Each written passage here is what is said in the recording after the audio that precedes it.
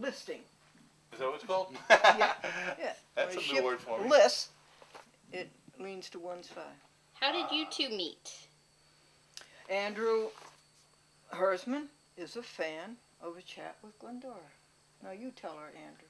Yeah, well, it was a long time ago. I used to work for Cablevision, and they didn't pay me very well.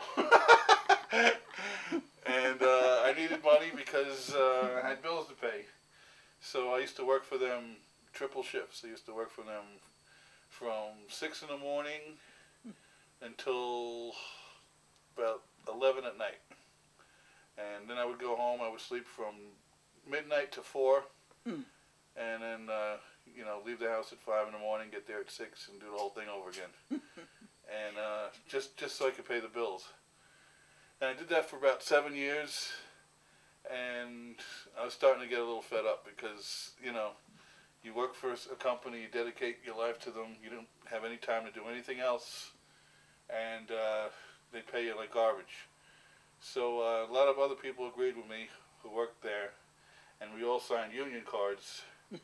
And because we wanted some representation, the Cablevision wouldn't listen to us. They refused to give us more money. Their attitude was, hey, if you don't like it, you can leave, you know. So basically what happened was they ended up firing everybody. And I was pretty upset about it because I felt my rights were taken away. I wanted to, you know, a week before the union election, they fired everybody and stopped the election. And, you know, so I felt my right to vote was taken away. So just coincidentally, I was, you know, watching Cablevision, going through the channels, and there was Glendora, and she caught my attention because she was saying something about Cablevision herself. She was suing Cablevision. Yeah, she was suing Cablevision. And right away I went, gee, what a surprise. Someone else doesn't like Cablevision either. And so I watched the show very carefully because I was very interested in what her complaint was about. And of course it was typical Cablevision, again, breaking the law, you know, thinking they can do whatever they want. And this time they were trying to take away Glendora's free speech. You know, so first they took away my right to vote, and then they took away her right to say what she wants on public access. So, yeah, it's typical for them. They think they know everything and they can do whatever they want. But luckily Glendora was around, and she didn't take that sitting down. She actually went and sued them and won. And which was not just a victory for her, but for everybody who was on public access. So, you know, that was a great thing. And I went down to Cablevision where she was editing one day to meet her, and you know, I right away became friends with her because, you know, it was just amazing to see her, you know, and to realize that she's been doing public access all these years. You know, it was just an amazing thing to see that somebody was so dedicated. So, you know, we kept in touch while she was living on Long Island, and then, of course, she moved up here. And for a while, we haven't, you know, been in touch. But since then, I've been visiting every once in a while whenever I could. You know, I wish I could come more often, but well, you do all right, Andy. yeah, it's, you know, it's a ride. Yeah, it is. But it's you know, but every time I come here, it's a lot of fun. We you know, we spend our time wisely. We do a lot of good things together, and we buy Magic Jacks. yeah, we buy Magic Jacks, and we you know, we check out the museum, make sure it's still standing, and you know, we make shows, and you know. And we talk about a lot of interesting topics that are going on in the world, and it's, you know, it's a good thing because you know, how long have we been knowing each other now, Glendora? When did you come to see me? I would assume that Wow. was 1997 that you came to see me. Yes, yes, and of course I knew you on television before that. Since just a minute, broadcast television since 1950. And cable television since 1972. Wow. Yeah, 54 years broadcast and 37 cable. I think I've been watching you since either probably 86, I would say.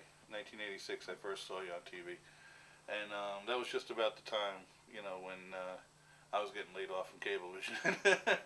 So-called laid off. And, you know. No, wait a second, Andrew. I started at Long Island Cablevision in '93. Is that right? Yeah. But I was on other cable systems like Westchester in '86 and '87. Yeah. When did I come to see you again? What year was that? I would say '97. Ah, okay. Oh, I'm thinking, okay, so it must have been '96 when I saw your show. Yeah, okay. Yeah, that's right. So, but yeah, it was such a surprise because, you know, I didn't even know about public access really, and here I am watching the television, and I couldn't believe my ears. I'm like, wow, here's somebody on Cablevision suing Cablevision. Like, how is that possible? But I could see why they didn't want you saying all these things, but that's too bad. Yeah, we Free made speech is alive, you know? And as the commissioner of the New York Cable Commission said, we love Glendora because she proved that our laws were right. Yeah. So At that point, they didn't know if they had the right laws. well, that's the thing. When Right, Andrew? you can make a law, but you have to test it out before you know for sure. Right. That's true, and you did test it out. So, and no, so I've been a very big fan ever since. You know, anytime I could help Glendora with something, I do. Yeah. As far as Thank you know, we got her on YouTube. We got our own website. It's chatwithglendora.com. Yes, he did all that. And I got her in touch with a friend of mine who does YouTube. and so Glendora sends her tapes to him, and he puts them on YouTube. And how many shows do you have up there now? 1,160. Wow. Can you believe it? Wait a second. Excuse me. I have 5,160 shows. Right. How many shows are on the YouTube? I'm Yeah. sorry, I didn't answer that correctly. I would say 600 on YouTube. 600? And I would say 670 on your site, the www.chatwithglendora.com. So together you have about Over 1,000. Wow. Unbelievable. Yeah. And of course they go worldwide, all over the world, and people anywhere can see them. So, you know. And you helped me pull the 1993 out of the ditch. Well, that wasn't me. That was, what was his name? Mike. That was, Mike just happened to be in the right place at the right time. Yeah. So, you know, it's funny how things work out, but, you know, I'm glad I got to help Glendora out and be part of what she's doing, and, you know. And you're going to carry on a chat with Glendora after Glennie goes to heaven? Of course. Now, that's a good thing, because it's always good to keep a tradition going, you know, and that's one of the things, since you've been doing it all these years, I think it's worth to keep it on the air. Good thought, Andrew. Thank you. And you know, and the fact that you have this museum and it has all the tapes and years and years of shows, so I'm sure it can go on for a lot longer than anybody would expect, you know. Thank you. Maybe till the end of public access itself, you know. I hope that end isn't so near, but sometimes I wonder. You know, it's the way technology is going nowadays. Who knows? Because you know, I'm predicting maybe the networks will go under first, and then you know, then cable itself will start to just disappear, and it'll mostly just end up all on the internet. Really? You know, yeah, it's just the trend. It's just the way it's going to happen. Okay, Andrew. And but you know what? You're on the internet, so that'll last forever. Yeah. Andrew, how old are you? Me, right now I'm 44. I will be 45 in November. Mm-hmm. And yeah, I've been in the TV business my whole life pretty much. From community college, right? Yeah, I started. You know, even in high school. You know. Cool. Very cool. Oh yeah. Well, fellas, what do you think of this? And Andrew, Lynn, what else should we do? But I'd like to do a set of 5. So we will do these last 3 columns. All right, let's do that. Make them stand up and say attention. There we go. And don't these 2 look good? You were so right. You Yeah, gave us the they do. clue. We put in a new box. Yeah, you know what? What do you think, The Vicky? bottom boxes are getting crushed. That's the problem. because of all the weight that's on them. Yeah. You know, so I don't know. Is there a way we can have more sturdier boxes? Maybe I don't know. No, maybe not wood. Or Yes, have if them I had on it to do a, shelves. Yeah, you know, if Make big how wooden about shelves. crates, folks? yeah. I don't know how expensive. How they about would be. crates? They're $5 a piece, is what they are. Well, we You would want have to- crates What's on a the bottom, stand-on Andrew? crate? I would think that would help a lot because the bottom ones are the ones that are getting crushed, Okay. and that's what's causing everything to, All right. you know. Well, let's take column 3 and Okay. make fast work of him. So how many columns are there altogether? 27 on this side and 20 about on that side. So I would say 47 columns. 27. So if you got 47 crates, It's okay. We can. but that would help a lot, I think. What's because- the? We can incur that without detriment. Okay. How's that? That's a good way of saying it. Good statement. I like that. So let's see what we got here. See, Andrew Lynn said the problem wasn't putting a stick in it. He said it was the bottom box. Yeah, it got crushed and was starting to lean. But that, you know, that's to be expected, I think, with all the pressure that's being put on it. So what we're going to do, Andrew Lynn, do you want to find an empty box on the top somewhere? I can look for one. Yep. That's what we have them for. This is column 3. What'd you say, Glendora? I build it on here, scrap paper. I build the column on here, and then when I go to the Happy House, I can put it, change it here, and bring it That a up. new one? This is Yes, the but official it's- index, Perhaps less so this is sturdy just than the scrap, Yeah. and then I'll fix it on here. See, there were a few changes, and I've got them here. other. Here's one. of the You know what I mean? Yeah, that's good. Explain it to me then. All right. Because that's what's really going on. What happened? Well, anybody got a camera beside you? Have we all worn out our cameras? I guess so. Yeah. I got 3-4 cameras already for you guys. Where is it? All right, you don't want it in this light, do you? Let's go outdoors. Okay, yeah. But anyway, you saw this. That you want to guard with your life. Oh, absolutely. You can't get that again. And those are Yeah. all his baseball books. Oh, okay. All right, shall we pack up and close up? Yeah, for now. And I'll give you that story. Yeah. Yeah, it's worn out. Fellas, could you take those tables out from under the museum and put them over with their stuff? Mm-hmm. You think so? They should. Is that too big a job, Andy? Depends how heavy they are. Yeah. They are in the muck there. Oh, they are? Well, see, that one's kind of buried. Well, They've been in here for a long time, huh? yeah, they shouldn't have been. Never should have been put here. Yeah, that's it. Just roll them out.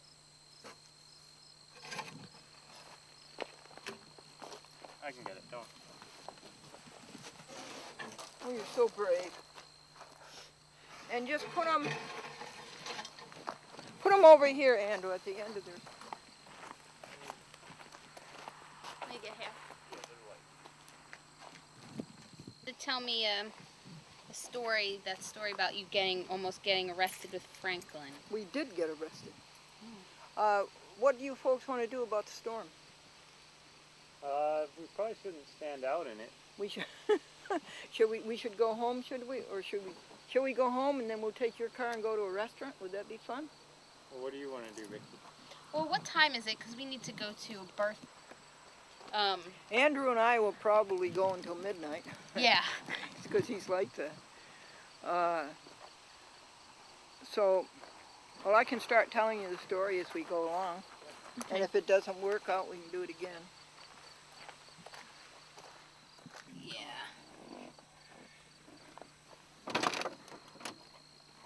Uh-oh.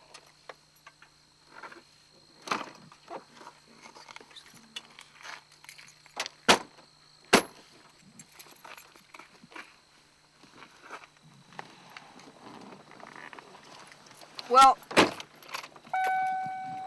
United States District Court used to be located in The dog is so cute. I need some help there, fellas.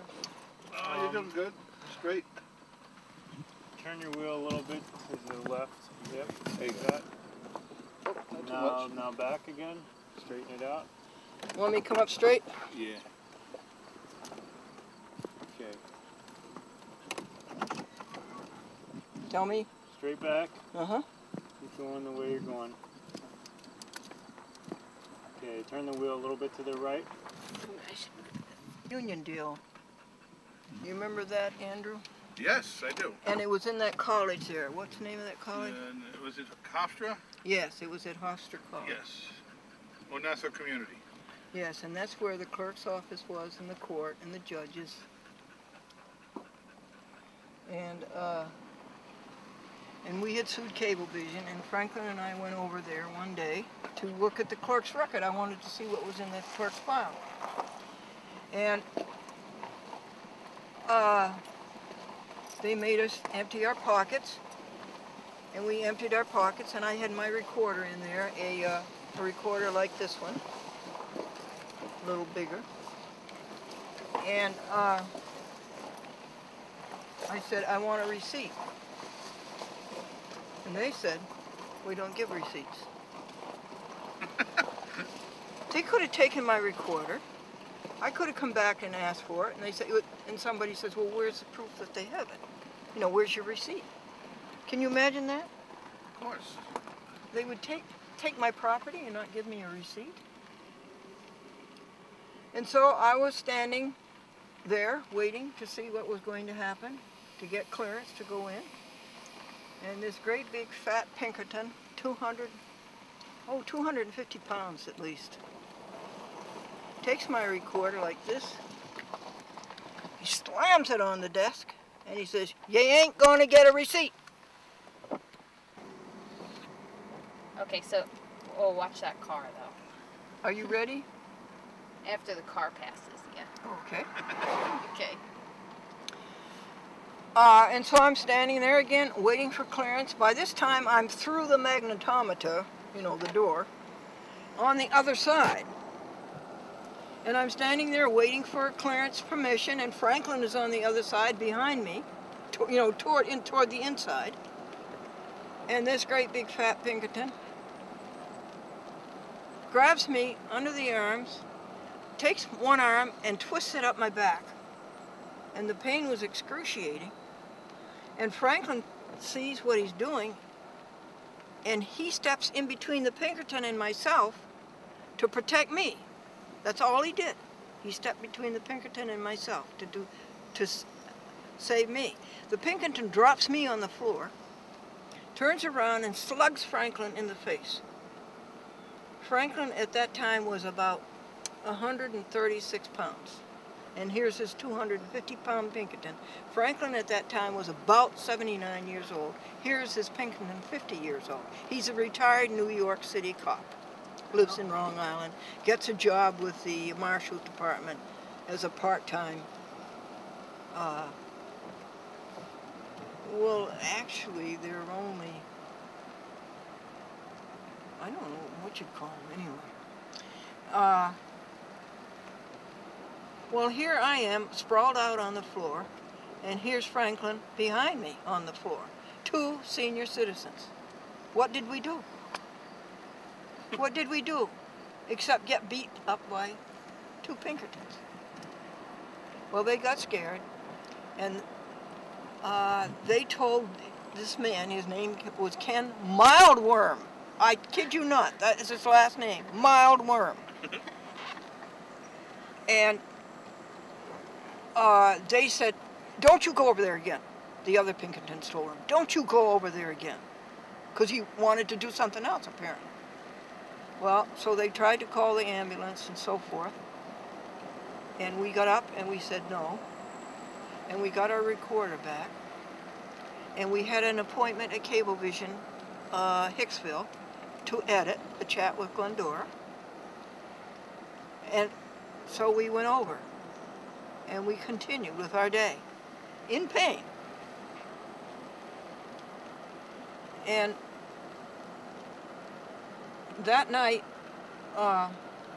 a doctor looked at my arm, and the arm was all bruised. You could see his 4 finger marks right here. You could see it like this, see? Right like that. He grabbed me underneath with those 4 fingers. And then you could see another bunch of finger marks right down here. Car. What'd you say, Andrew? Said there's a car coming here. Oh,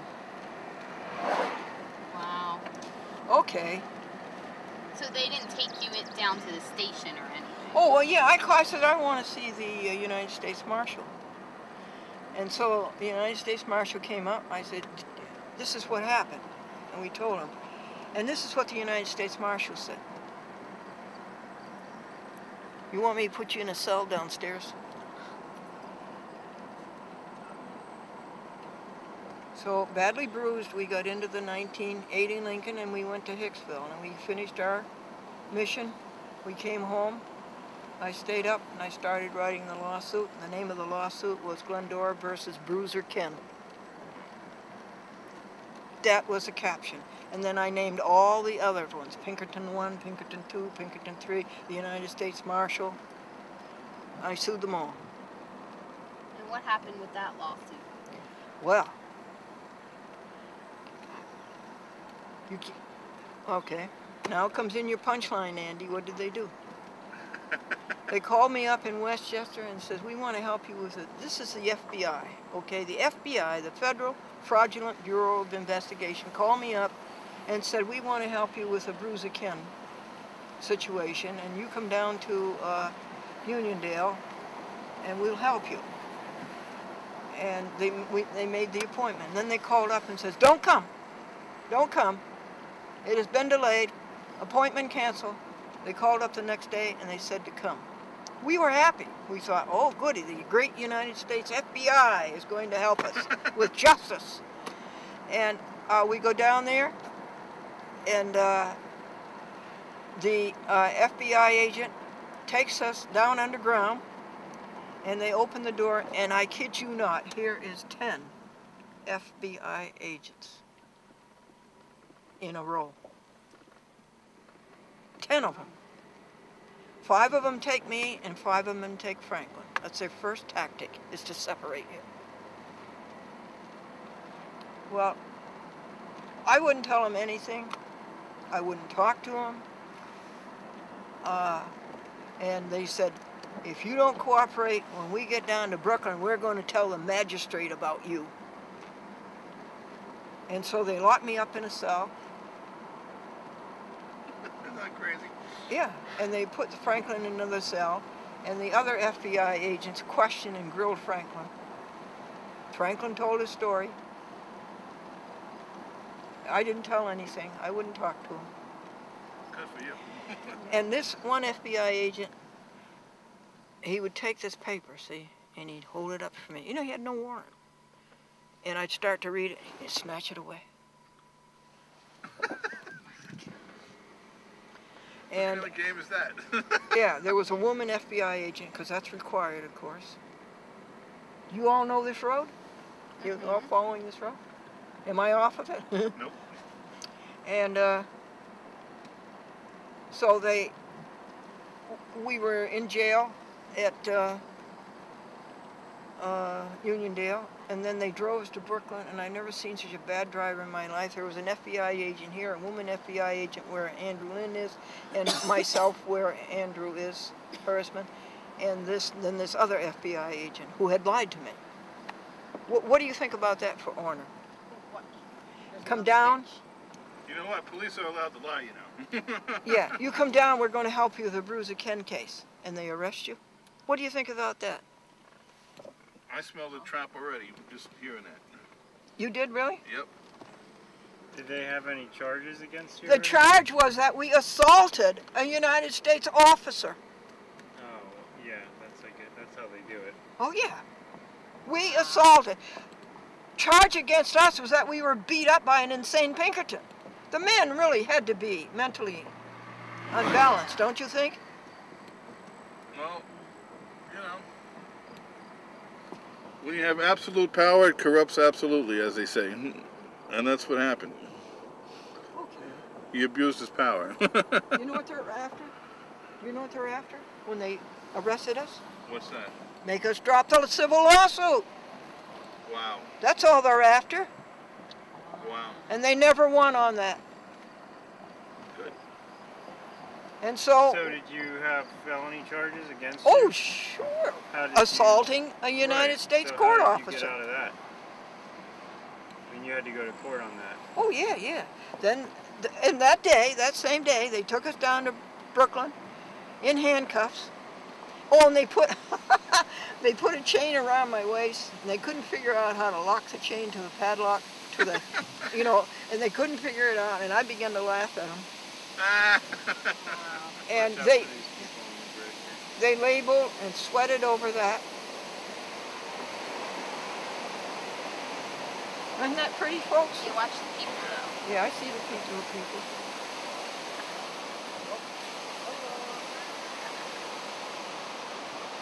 There is a sidewalk over there. Well, they wanted to see those falls. I don't blame them. Did you get a picture of that ditch? Would you get a picture of that ditch since you have the only camera? Right here. Just get a picture of the ditch. Okay, are you there? Can you see anything? Right there? It's definitely a ditch. Oh, it's a bad ditch too. Look at it.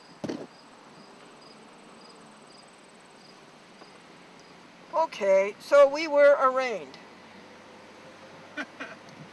And I heard later that the magistrate who had was on duty was appalled when he saw them bring us in. You know, Franklin always dressed up. Right. Oh, Franklin was always dressed up. And I was dressed up.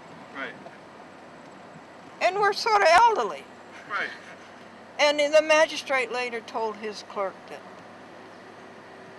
that he was appalled when that happened.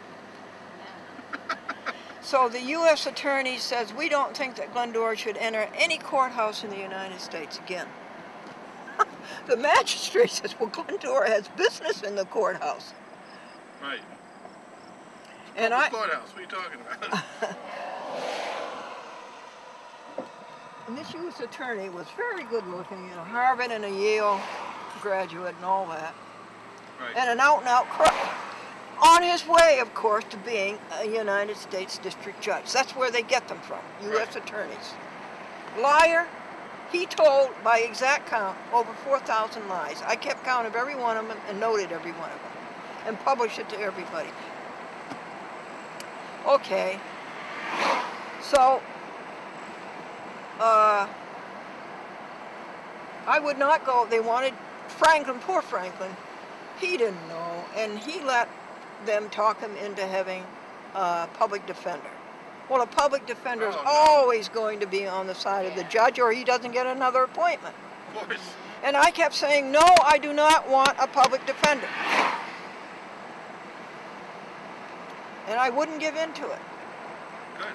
So I represented myself there in front of the judge, and I says, that warrant isn't under oath. Oh, yes, it must be under oath. I said, that paper. And I said, they never would let me look at it. And I said that our civil rights have been violated all day long. And right away, the public defender says, we're going to waive a grand jury trial. Listen, folks, by the, I think it's the 6th Amendment, you never have to answer a call until you're indicted by a grand jury. That's right. What's this waived in grand jury nonsense? So that's what she did. And Unbelievable. I said, I'm not waiving a grand jury. Right. Then she says, well, I won't either. I'm what? She says, I won't either. Good. She changed her mind. And so there began, and then the magistrate says, and they took everything out of our pockets, folks. They wouldn't let me have my briefcase. I couldn't have my pad. I couldn't have my pen. I couldn't have my recorder. That's how you're supposed to defend yourself. Oh, and this is another funny thing, is that in the courtroom, they shackled me to the arm of one of the seats, and they couldn't get the handcuffs undone. And so this guy comes in with a great big iron, you know, what kind of a metal saw you call that, Andrew Lynn? It's a great big saw, this long. And he saws the handcuffs. Oh, it's idiots. Oh my gosh. I wish I had all that on film, I'll tell you. Yeah. Imagine seeing that on TV. And Oh my so the public defender said, I'm not going to make you ride back to Uniondale with these people. I have called a private car for you and Franklin. Oh. And she was a girl, and she was Irish, and she was young, but very savvy, and had a trace of a human being in her. The others were total robots. Yeah. And Wow. so the magistrate said he wanted to release Franklin and Glendora. And he released us. And then the FBI people came over with a list of all of the things they'd stolen from us. And we signed the list that we got them back. And that was the end of the FBI people. And so the private car came and took us. We got back to Uniondale, and got the car.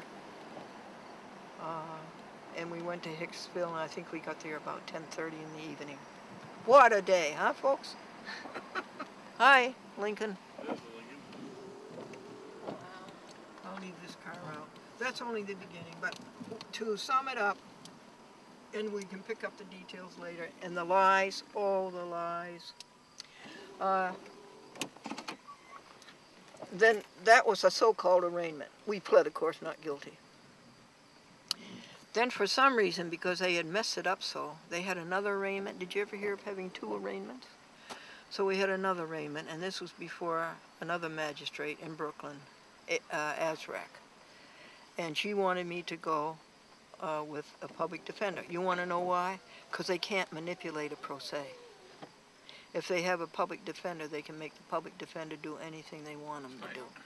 But you can't manipulate a pro se.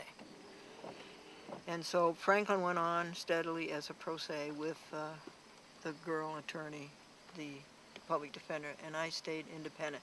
And to appease the magistrate, I wrote in a motion afterwards, out of court, and I wrote to her. I said, all right, I will accept your public defender as an advisor. And that satiated her, and she didn't push having a public defender anymore. That is, you know what they get? They get $80 an hour. More now. But in those days, they got $80 an hour. Just to ruin you, trample your rights. Unbelievable. But the whole thing is money. They want money. $5,000 bill. I said, I don't own anything. He said, well, that's just something the government wants in case you don't come back to court. I said, well, I'll certainly come back to court. But they made me sign a thing for $5,000. I don't have, you know,